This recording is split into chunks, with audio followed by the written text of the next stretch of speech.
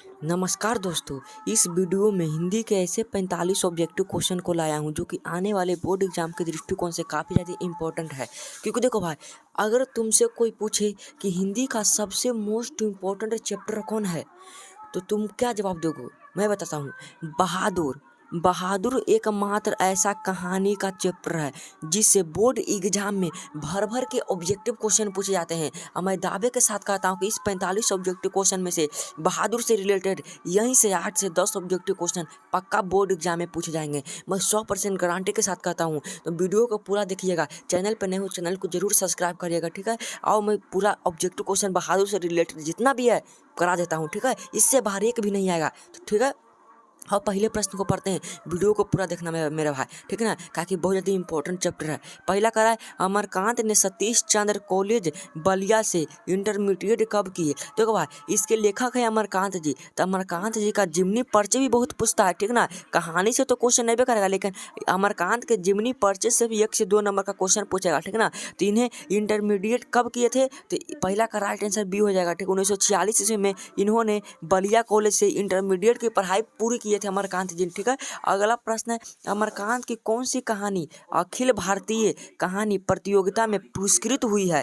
तो कौन सी कहानी अखिल भारतीय प्रतियोगिता में पुरस्कृत हुई है बहादुर किसकी? अमरकांत जी की। तो वह है डिप्टी कलेक्टरी। एक मोस्ट इंपॉर्टेंट प्रश्न है, यह भी इसे याद कर लेना, ठीक ना, क्योंकि यह प्रश्न पक्का पूछेगा। अगला प्रश्न है, बहादुर को कितने रुपए चोरी का इल्जाम लगा था? बहादुर पर कितने रुपए चोरी का इल्जाम लगा था? तो यह प्रश्न तो न जाने कितनी बार बोर्ड एग्जाम में पूछता है। तो 11 रुपये चोरी का इल्जाम लगा था बहादुर पर, ठीक है मेरे भाई।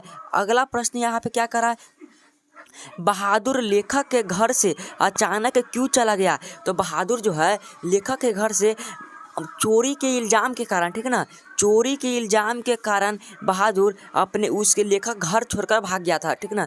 बहादुर इतनी दर्दनाक कहानी है ना मेरे भाई, अगर तुम सुने होगे तो पक्का एक न एक दिन मायूस हो गए होगे कहानी सुनते समय, ताकि मैं तो बहुत हुआ था। बहुत ही खतरनाक कहानी है। बहादुर कहानी के कहानीकार कौन है? तो इसका जवाब आप बताइए कौन है? अमरकांत जी हैं। राइट आंसर बी हो जाएगा। अगला प्रश्न यहाँ पे क्या करा, बहादुर अपने घर से क्यों भाग गया था? तो बहादुर अपने घर से माँ की मार के कारण भाग गया था, क्योंकि वो भैंस चराने ले गया था, तो भैंस को 2-4 डंडा लगा दिया था, ठीक है ना। उसी कारण से माई से बहुत मारी थी।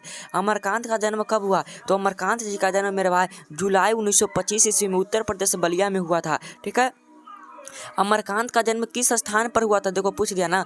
अमरकांत का जन्म उत्तर प्रदेश में हुआ था, उत्तर प्रदेश राज्य में हुआ था, ठीक है। अगला प्रश्न यहाँ पे, बानर सेना अमरकांत के किस प्रकार की विद्या है? तो बानर सेना है वो एक उपन्यास है, याद कर लेना। बानर सेना अमरकांत जी की रचना है, जो कि उपन्यास में लिखा गया है, ठीक है। बहादुर का पूरा नाम क्या था?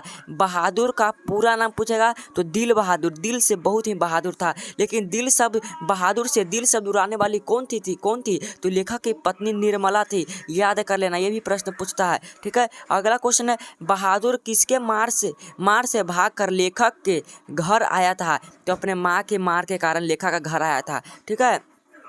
अमरकांत ने इंटरमीडिएट कब किए?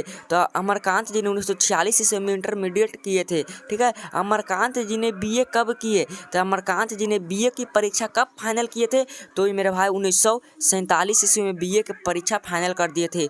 आकाश पक्षी की विद्या किसकी रचना है? तो आकाश पक्षी की विद्या जो है, यह कहानी है कि निबंध है कि उपन्यास है कि नाटक है? तो ये 15 का राइट आंसर हो जाएगा सी, उपन्यास है आकाश पक्षी, ठीक है मेरे भाई। अगला प्रश्न है, मित्र मिलन के रचनाकार कौन है? तो मित्र मिलन के रचनाकार भी अमरकांत जी हैं, राइट आंसर डी हो जाएगा, ठीक है। अमरकांत की रचना निम्न में कौन है? तो मेरे भाई कुहासा जो है अमरकांत जी की रचना है।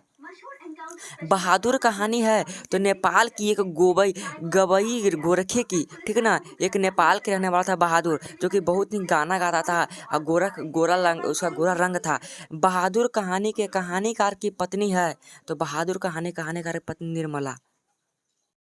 अगला प्रश्न है, कथाकार की पत्नी के नौकर को लेकर कौन आए थे? तो कथाकार की जो पत्नी के नौकर को लेकर आने वाले थे, कथाकार के साले साहब, ठीक है ना। बहुत ही इंपॉर्टेंट प्रश्न है। अगला प्रश्न मेरे भाई ये सब याद कर लेना। बहादुर की माँ स्वभावतः कैसी थी? तो बहादुर की माँ थोड़ी गुस्सैल टाइप की थी, ठीक है ना। इसी कारण से बहादुर को बहुत ही मार पड़ी थी, ठीक है। अगला प्रश्न, बहादुर के चलते समय कितनी राशि लेकर आया था? तो बहादुर अपने घर से आते समय भागा था, तो घर से कितने रुपये निकाल कर लेकर आया था? तो 22 का राइट आंसर 2 रुपये। ठीक है ना, 2 रुपये घर से लेकर आया था और बहादुर वहाँ से भाग गया था। बहादुर स्वभावतः कैसा था? तो बहादुर एक हंसमुख और मेहनती लड़का था। बहुत ही हंसमुख रहता था, मारने के बावजूद भी वो हंसता था। हंसमुख और मेहनती लड़का था। ठीक ना। बहादुर को किसकी याद नहीं आती थी? तो बहादुर को अपनी माँ की याद, बहन की याद, भाई की याद, पिता की याद, किसकी याद नहीं आती थी? तो मेरे भाई, माँ की याद बहादुर की कभी नहीं आती थी। बहादुर पर चोरी का इल्जाम किसने लगाया? तो लेखक के लिए अतिथि ने, अतिथि या रिश्तेदारों ने। बहादुर के नाम से दिल शब्द किसने उड़ा दिया? तो बहादुर के नाम से दिल शब्द लेखक की पत्नी निर्मला ने उड़ा दिया। ठीक है। अगला यहाँ पे प्रश्न क्या करा है? नौकर, नेकर का अर्थ है, तो नेकर का अर्थ है मेरे भाई, क्या होता है नेकर मतलब? तो नेकर मतलब जो होता है उसका राइट आंसर सी हो जाएगा, पैंट।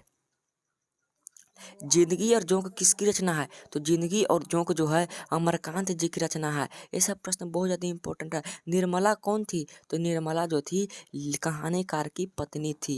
ठीक है। अगला प्रश्न, बहादुर कहाँ से भाग कर आया था? तो बहादुर नेपाल शहर, अपने नेपाल से भाग गया था। कहानीकार के लड़के का नाम क्या था? कहानीकार के जो लड़का था उनका नाम क्या था? तो किशोर था। ठीक है, बहुत ही खराब लड़का था। रिश्तेदार की पत्नी ने कितने रुपये खो गए थे? कहे तो 11 रुपये। चोरी का इल्जाम उस पर बहादुर का पर लगा दिया था। बहादुर कौन था? तो बहादुर जो था मेरे भाई एक नौकर था। लेखक यहाँ नौकर का काम करता था। अगला प्रश्न 35 नंबर का रहा, लेखक ने घर में किसकी नितांत आवश्यकता थी? तो नौकर की बहुत ही ज़्यादा आवश्यकता थी, क्योंकि उसकी पत्नी जो बीमार रहा करते थे अक्सर काम करते करते। बहादुर ने लेखक की पत्नी निर्मला को किस रूम में देखता था?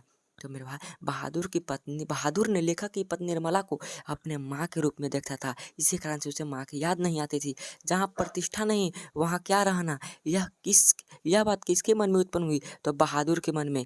बहादुर जब लेखक ने उसे मारा था, उसी कारण से उसे इसके मन में उत्पन्न हो गई थी एक दुष्प्रभाव विचार।